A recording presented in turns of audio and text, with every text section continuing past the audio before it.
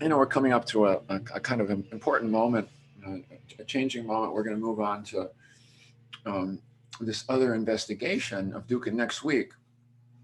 We're finishing up with impermanence, but it feels really important to reprise something, to come back and share this. And I was reminded of this when some of you who were here yesterday, somebody asked a question and said they'd been studying with Analio, and that it was, and then he goes straight in for the investigation into impermanence, death, etc. fairly soon in his study of this Satipatthana Sutta. And in fact, that was the recommendation I Buddha too. Go mindfulness, investigation. Go straight to it. Go straight to it, and start to investigate some of the rougher stuff. Some of the true stuff, but some of the stuff that's not so easy to see. Do the difficult first, as this woman said, was quoted. And if there's one thing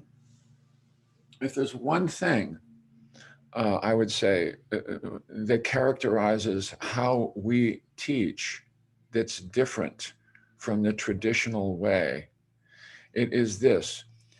And it's a good moment to remind you of this as well.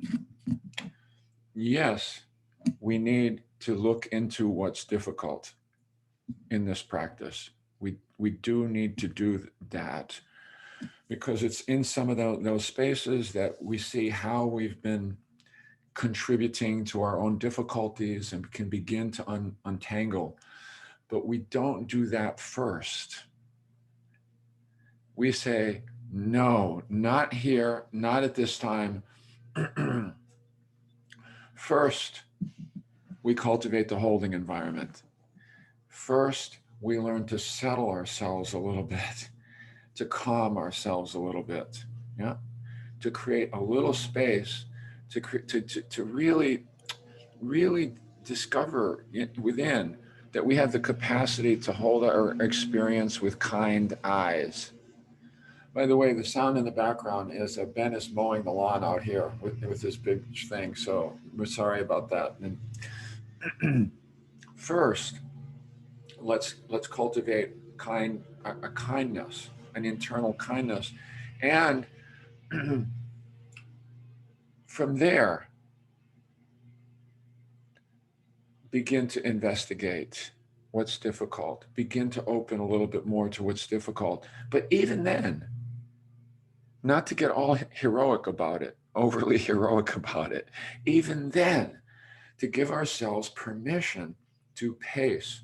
And when something is too challenging that's coming up, that's too rough, that's too ragged, that stirs the pot too much, that's like when Susan will say going to overwhelm, to give ourselves permission to come back, to that holding space, not just in a dry way to the sensations of the breath, but to something more like a nest, you know, more like, no, a refuge, here, I need a break.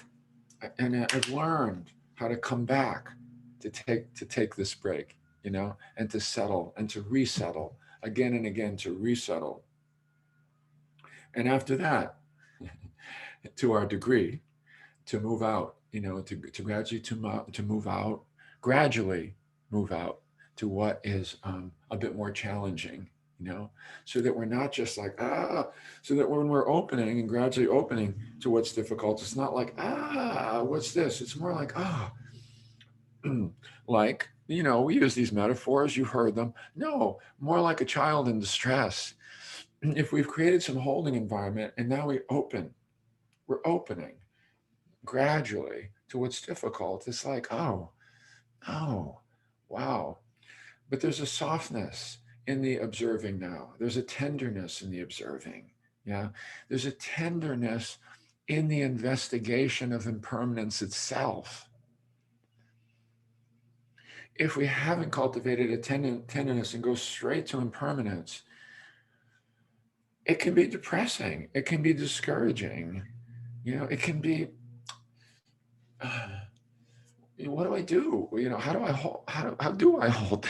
How do I hold the truth of that? If the closer I look, the more things seem to be also kind of falling apart.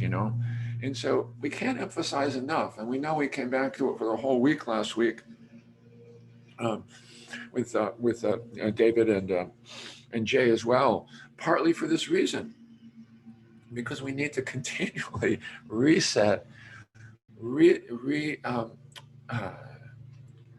resettle, deepen, this holding environment. Still to this day, with all of our practice that we've done, you know, we never go straight to the difficult.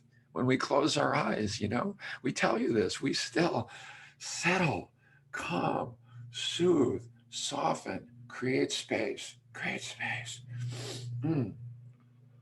And then, and not until then, and not until we feel that some, not just, it's not just an idea of the holding environment, right? Feel that. Oh, oh. Then open up and begin to open up to something like impermanence. Yeah. And so we want to remind you of that because we're also all in different places with our practice. And the number one thing, wherever we're investigating, that will include the next week's and some of our other investigations, still the number one thing, the foundational thing, the thing that we start with and return to, like a really, really important home base, like a nest. I would still love that, that sense of it, like, something, yes, something cozy, something holding, safe, warm, and tender. We want to continue to come back to that, you know, continue to deepen that, continue to familiarize ourselves with that so that eventually we can be able to tap into that space even here and there. Yeah. Even as we're moving through this challenging life, we've learned how to just take a couple breaths and mm, soften and soften, and not be overwhelmed by the avalanche of stimuli, even now as we're starting to reopen to this world. Yeah, so, so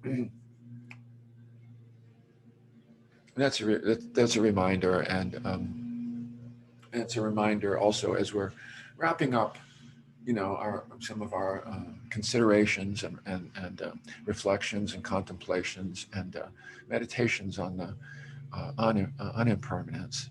You know, to get the order of things here, to reestablish the order, holding environment first and foremost from our point of view. From this was the main thing, the single thing that also changed our own practice. Like, wow,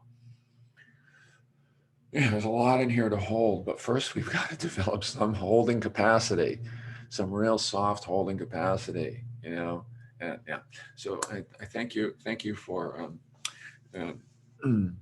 thank you for listening.